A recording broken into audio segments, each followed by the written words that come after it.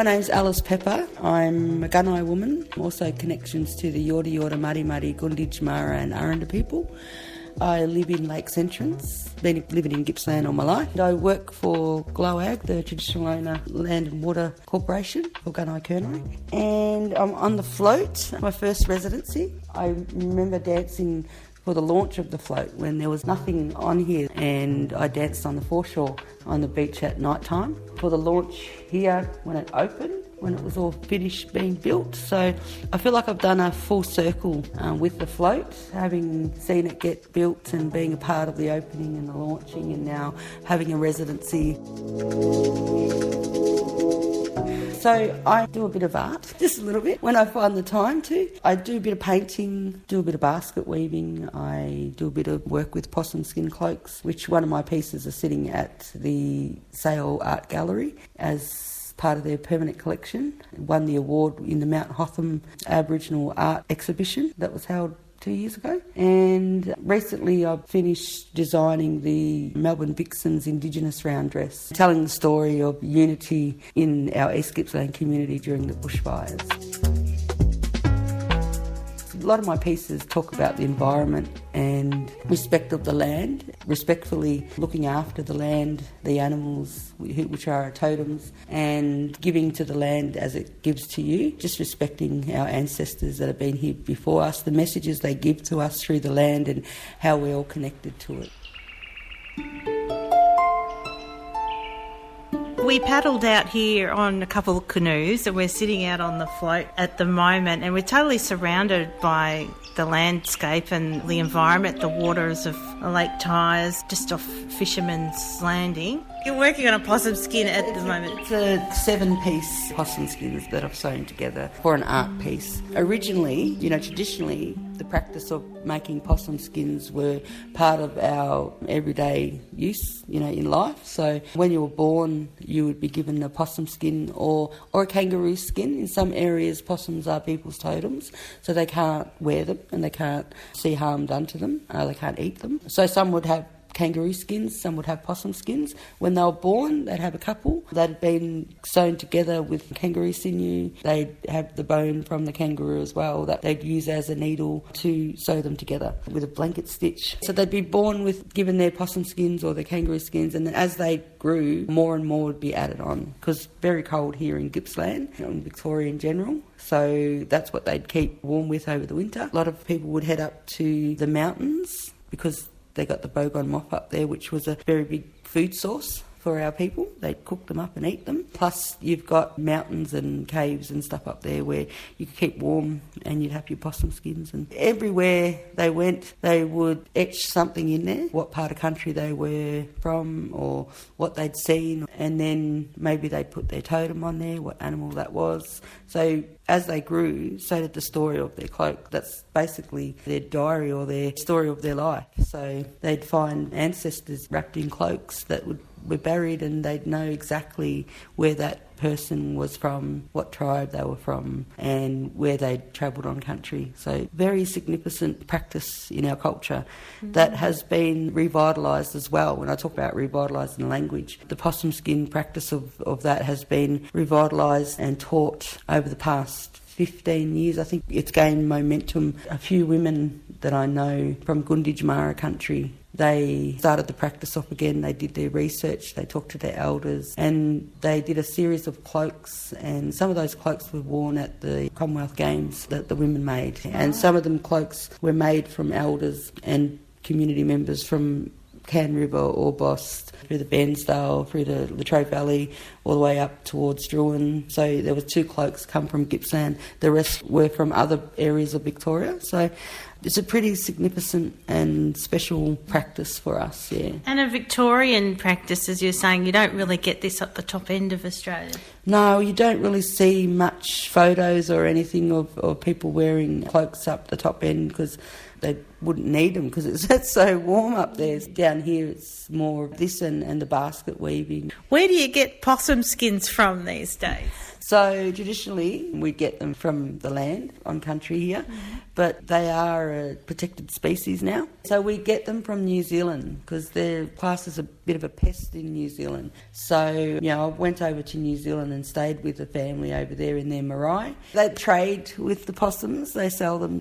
I get mine online. Depending on the size and the quality, it could be from $25 to $40 a skin. This piece I'm doing is a 7-piece long, sort of panoramic style. To make a cloak, you'd probably use about 30 for a female, about 35 to 40 for a male cloak, yeah. You sort of burn in, like tattoo in the iconography. How do you actually do that? Like, do you have a special pen? Because it's a pretty fine work. Our ancestors would sharpen rocks and things to use as knives and cut their food up, and axes and things like that. So they'd use that, and they'd use things that you could heat up and then just etch it into the possum skin, I suppose, yeah. What I use is, it's just like a wood burner. So it's got the nice little metal end on it. You plug it in and manipulate it in some ways where you want to colour in things or you want a nice fine line. I did a bit of wood burning as well. I've got a pair of clapsticks there that somebody made me that I'm burning at the moment. And when you get on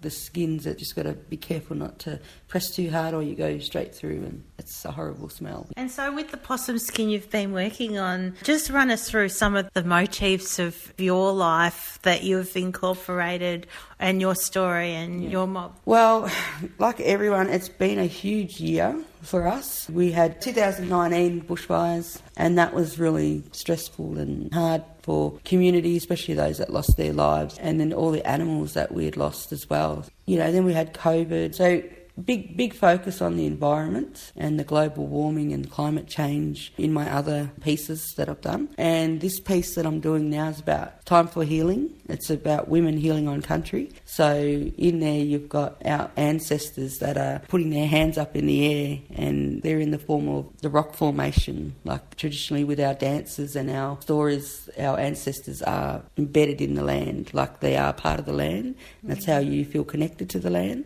So the ancestors on the quilt are in rock formation, but you can see their hands that they're raising up, and you can see then the landscape, which will go from the earth to the water to the bush cliffs and then the mountains, and the silhouette of the women with the gum leaves, and they're dancing around sunset, so you'll see the sunset behind the ladies. And it's very important that we think about what we can do on country, what we can do together, and how we can share our stories as part of healing. What we've had with COVID has certainly sort of made us realise what's important to each and every one of us, whether you're black, white or whatever. We all had to get through it together, and we all have to live in the one country, in the one land, and a lot of us can do a lot of healing together on country. So through the COVID and things, some people didn't cope as well as others, and so that's what the piece is about us mentally healing, yeah.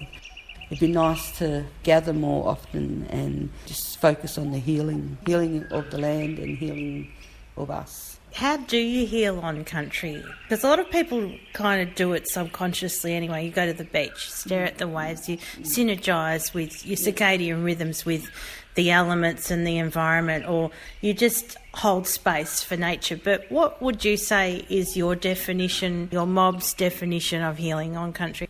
Just being on country, like with my family, just gathering together and talking and learning culture, talking about stories that we can make dances up for. And there's a high, there's just like this natural high that you get after you finish speaking language or singing a song, or this tree might just catch your eye. Yeah. It might be an old tree. It's like it's talking to you. People might think you're bit mad when you say that, but it's about where you are at as well, for you to understand the land's talking to you. For me, I suffer from anxiety. I had really, really bad anxiety attacks, especially, when I lost my uncle and my nan. I was very close to them. I've never had anxiety before, but I had this really, really bad anxiety attack, and I felt like I was going to have a heart attack. It was because I bottled stuff up for so long. After that, I sort of changed my ways of being so busy and thinking about this and that. And so I started to do things on country. When I felt anxiety attacks coming on, I would sit down and weave. And I taught myself to weave a bit better than what I learnt. I learnt from Auntie Elaine Terrick how to do basket weaving. So I'd sit down with a raffia and I'd weave, and then that's how I started to play the guitar as well. I picked up the guitar and learnt myself YouTube. I'd paint. I've done some of my best artwork actually during that time because I was just focused on relieving that anxiety. I'd go for long walks and just sit and be in that space, like you said. It's about being, isn't it? Yeah. Just being, just cutting everything else out and just being and meditating on something like weaving or the bird in the tree. Giving yourself permission to do nothing and just let your body reconfigure and your mind is so important. Yeah. You know, you're spot on. Giving yourself permission to stop thinking about, I call it white noise, everything that's going on, and just give yourself permission to be somewhere. Like being here on the float, I've never been silent so much before because I'm always talking, I'm always being asked a question, or I'm on the phone, or I'm working, busy or doing something. So just being here and in silence. Like the first day I didn't do no work at all. I just sat and I looked, and I'm always surrounded by this country. I live here, but I don't get the chance to actually just sit. And I think I, rattled off about 5 or 6 birds in that day that I could hear that I wouldn't hear usually. The kookaburras and the burins, about 4 burins in the evening over there on that log. They sit over there, and then you get the sea eagles, and then you get the yellow sparrows. And it was just really, really nice just to sit and be and watch the fish jump. But yeah, I never do this kind of stuff for myself. You're a pretty busy woman. I mean, you're pretty prolific in the community, and just to take that time out to listen, to do that deep listening to the sound, in those gaps of silence, thoughts and ideas and messages and all sorts of things come to you. And do you think that's a reason why a lot of people are anxious and depressed, is because they've lost the art of staying in touch with nature? I think so. Like, I just think there's so much of the anxiety and the depression and the mental illnesses and loneliness and hopelessness, and I think people are trying to help each other so much as well. We're just caring community in general. That's what we do. And with the busy world and everything's changing, we're always trying to deal with the change, trying to catch up with what we've got to do next, but trying to help others catch up as well. We're not giving ourselves time to get out and have some me time. What you said before, you've got to give yourself that permission to just be, and that's, I suppose, the answer. Long way round to that. I've been thinking about you lately, about the life that we shared and all that you gave me. I thank you for your love and all of your patience along that road to the strong, proud woman you raised me. You're a beautiful, beautiful, beautiful, beautiful lady. You're my beautiful, beautiful, beautiful, beautiful and I know now that your spirit is flying free. You were talking about just how everything interacts, like the boggon moth and the bushfires, and how one thing interacts with the other. How did you learn that symbolism? Is it passed down, those little motifs, to describe all the elements? Well, yeah.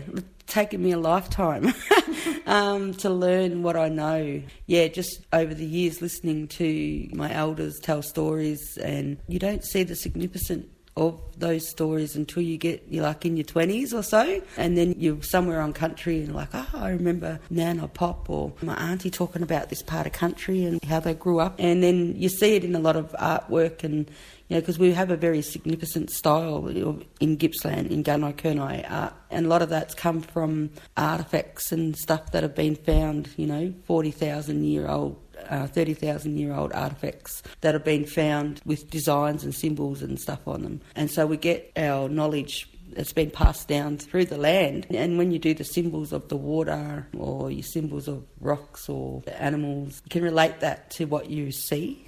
So you can see something, but by looking at it, you can see it, but I don't know, there's something that we see beyond that which gives us those ideas and patterns for the artwork.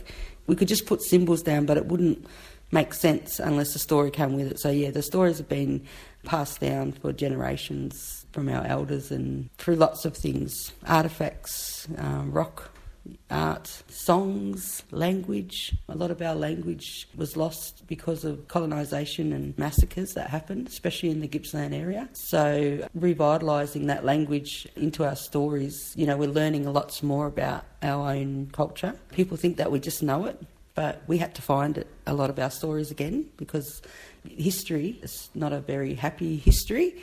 So we have to go back and look and find our stories as well. So yeah, we're learning a lot. A lot of it's being recorded now with the digital world, stored and archived, and it will be there for our future generations. So it's never going to be lost.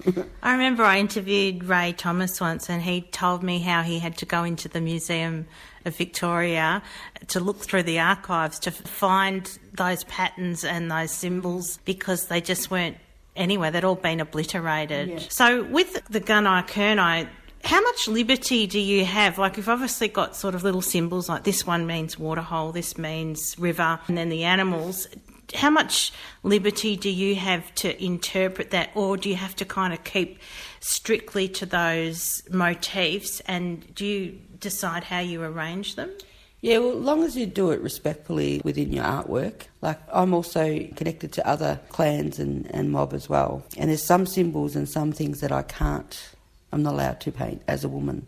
You just make sure that you do it respectfully within your artwork. There's some people within my community that I really, really look up to and respect as artists, and Uncle Ray's one of those people, Uncle Ray Thomas and Auntie Eileen Harrison. Within their artwork, they've been great mentors and shown how you can be creative in terms of telling a story with the artwork, but then putting your own spin on it. Yeah. Auntie Eileen's is so distinctive. Her colours, I love her artwork. She just is such a natural, and she'll work for 8 hours straight and could come out with this big canvas. She's such an amazing artist. And same as Uncle Ray, his artwork, there's realism in it, there's contemporary, and there's the really basic designs of the traditional designs. His advice that he gave me, he said, if you really want to know and feel the designs or the Gunai Kurnai markings, go to the museum, go to the keeping place, go to have a look at the actual artefacts and study those, and that's where you'll get your feeling of the line.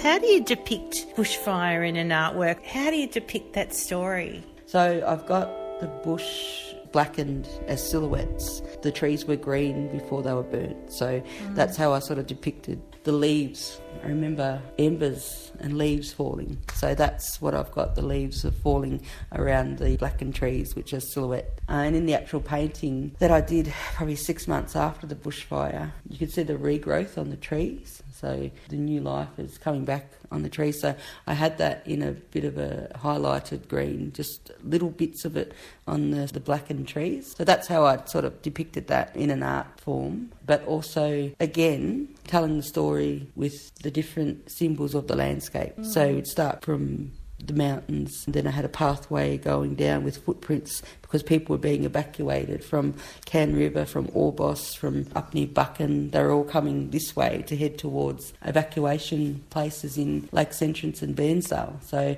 I had that road and the river that they'd crossed in Orbost, or this river, Toolerang and whatnot. So that were the water symbols, and then the community meeting along the way, making sure that people were right. Some people, were looking after kids and giving water and all that kind of stuff. And then you got the fish and the water in Lakes Entrance. This was where I was from. So, so that's kind of how I depicted that story around the bushfires. The main messages was people were so supportive. The unity that came from the communities was so strong. Everyone was in survival mode and made sure that nobody was unaccounted for. Everybody just came together. Like, you'd hear the stories of different people's experiences of the bushfires at that time. The way people just came together, it was amazing to see. So that was kind of the inspiration behind that picture. That was on the Vixen's Indigenous round dress, which was a pretty great experience to be a part of as well. And they were just so supportive and thankful that the stories were being shared in that way, and they were happy to help put the stories out there. Because straight after bushfires, we went straight into COVID here. A lot of people were still in recovery from the bushfires and still trying to build and still homeless because they'd lost their houses. And then so they went into COVID and everything was about COVID and surviving that. And then so the messaging around the bushfires got lost a bit. Now that COVID's settling down, a lot of focus will go back to the bushfire recovery. So it's all healing on country and rebuilding homes and revegetation and looking after the people that have been through drought, bushfires and COVID. So it goes to show we've got a very resilient community. From a spiritual level, things like drought and fire and even COVID, these sort of natural things that totally disrupt our ecosystem and everything, is it sort of seen as a thing of renewal? Where do you kind of place that? I think it's about learning about what's happening and what predicaments we've been dealt by Mother Nature. She's sick. And, you know, when you get sick, you don't feel very well, you don't look very well. And I hear some of the elders say to me, the land looks sick. And when the land is sick, you will get sick because we can't survive without the land. And that's something that me and you have in common to survival on this earth, is making sure that we both look after the land, because looking after the land in turn, it looks after you. You know, with the bushfires and things, I think we've learnt a lot. A lot of messages are being put out there. And again, a lot of focus is coming back to traditional ways of cultural burning and stuff. Not everybody agrees that that is the way to go, because we're not in the same environment that our ancestors were, you know, without all the fuel and stuff that's around. And we're not sure about where our totem animals are and if it's affecting them. But, you know, there's all the research being done by traditional owners and that, and they're doing cultural burns. And so scientists and anthropologists, they're actually looking to work with traditional owners a bit more to find out how we can do that renewal process together and have it benefit the future of our country. Where I work for, Gunai Kurnai Land and Water Corporation, they've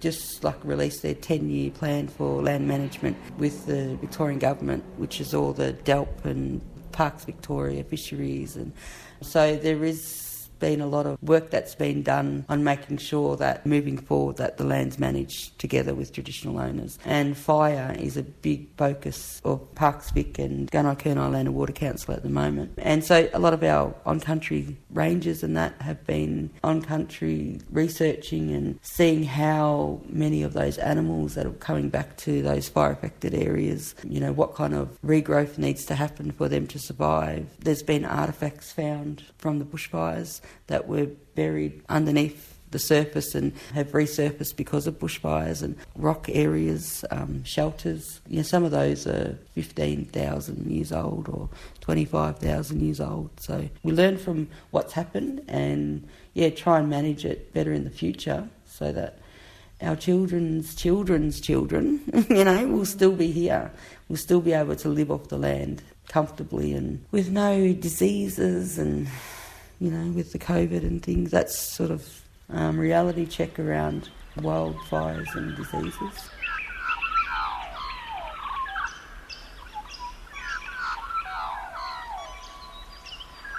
We're here on your last day on float. What has the experience been like for you, being out on this floating studio out in the middle of Lake Tyers? It's been great. It's been really deadly. Deadly means good. It's just such a motivating environment. It's quiet. You don't have to do anything, but you just want to get into your artwork because you've got the quietness, you've got the surrounds of the lake, the wildlife, and there's no TV. You don't have to answer your phone if you don't want to. Chuck a line out, go fishing. During the day on the lake, usually I've been doing work, in the evening after dinner, and I'll just go until like 11, 12 o'clock because you don't have nothing else to focus on but being creative, and it's such a good feeling. You don't get to do that often because everything's so busy. So for me, it's been fantastic. Everything's environmentally friendly. I love it. Because at home, I'm always telling the boys, make sure you recycle this or that goes in the compost or this.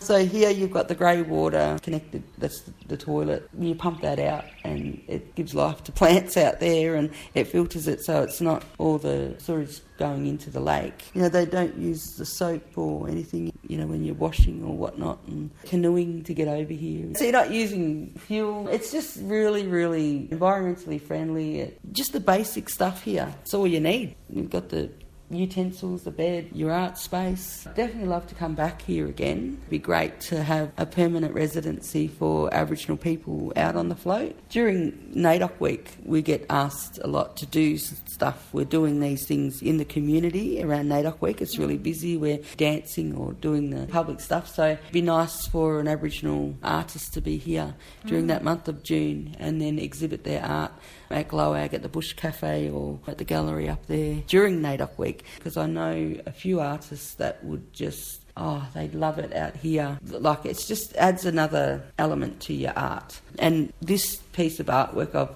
taken a bit of the lake with me because I usually mix my colours with a bit of water and glue and a couple of other things. So the water that I've mixed it with come from the lake. So I've taken the lake and put it into this piece of artwork. So the story's about healing on country. So taken that and put it into the art to tell the story.